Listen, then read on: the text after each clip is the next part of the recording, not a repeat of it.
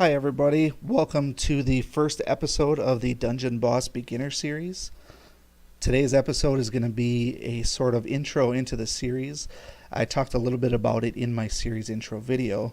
This series is going to be designed for newer players who are looking for a few tidbits here and there to kind of help them get started with the game and just to get a couple of extra tips and tricks to get themselves going.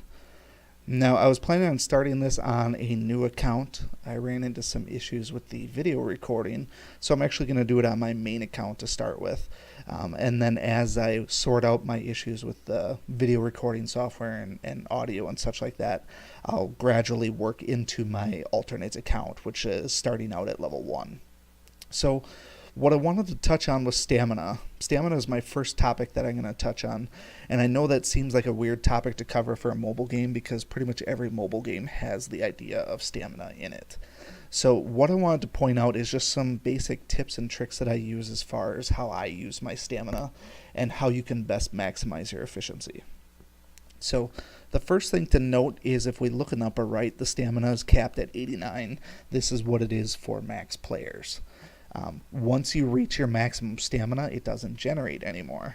So the goal then is when you're playing, you want to maximize your playing time, and then when you're not playing, you want to maximize your energy or stamina refreshing. So every night before bed, I will usually make sure that all of my stamina is gone. I'll go in and just take a couple of dungeons and randomly quick loot if I have to. But the goal is I know that I'm going to regenerate all of my stamina while I sleep. So the more of that I'm generating, the more efficient it becomes. So if I were to go to bed now and leave it at 89 stamina, it's really kind of a waste because I'm not generating anymore. So only time you really leave your stamina sit is if you have hundreds or even thousands of stamina that you maybe purchase from a pack or something like that. So the goal that I usually have when I play, if we go into a dungeon, it doesn't really matter which one we pick for this instance here.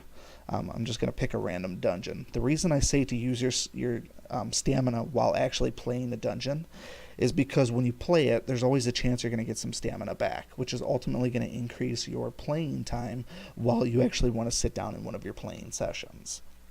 So I'm just going to auto run through this. The actual level itself doesn't matter.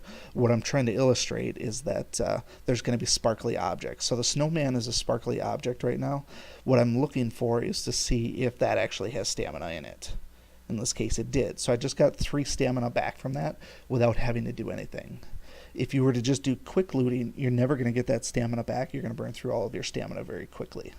So you can generally find one of these stamina in almost every other dungeon. I would say about every other dungeon I run, I get 1 back. So when I spend 10 stamina to run 2 dungeons, it's really a net cost of 7. I have gotten 2 in dungeons before. It's not that uncommon. I've only gotten 3 of them in dungeon, maybe once or twice, and that's on a really long 8-room dungeon. But the longer the dungeon, the more likely you are to get a sparkly object that actually has the stamina in it. So the goal then is to maximize the amount of playing time that you could play. When you start out new, you're going to be getting stamina from all sorts of different sources. You're going to be leveling up your account very quickly from level to 20. You'll get stamina replenishment for pretty much every level that you gain there. You'll also get stamina as rewards from some of the campaign quests. You'll see that from time to time. Now on mine, I've done most of the campaign quests at this point. There's very few left for me. I'll open those in just a second after I clear this boss room here.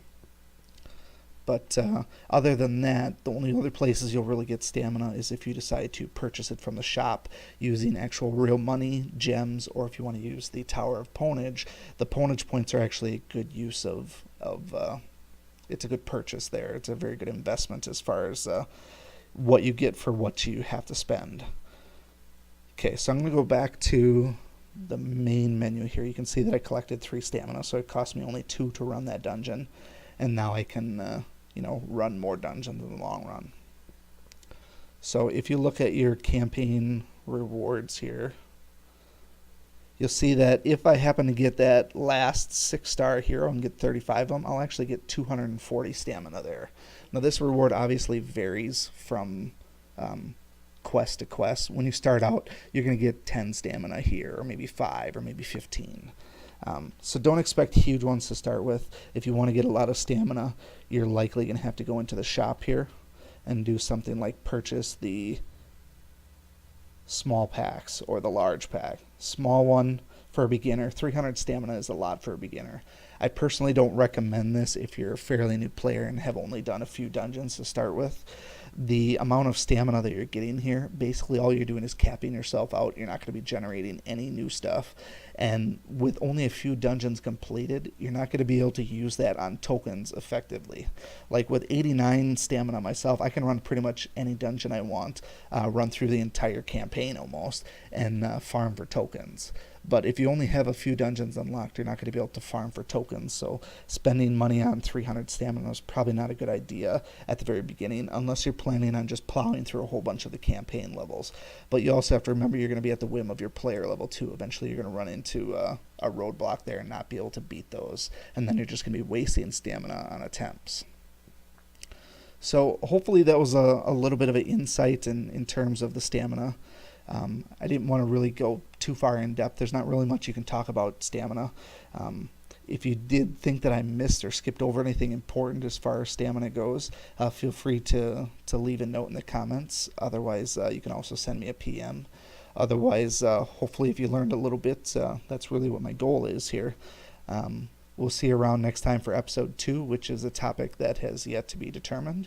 But feel free to subscribe and you won't miss any of my beginner series updates. Thanks for watching. Stop by again. Hi everybody. Welcome.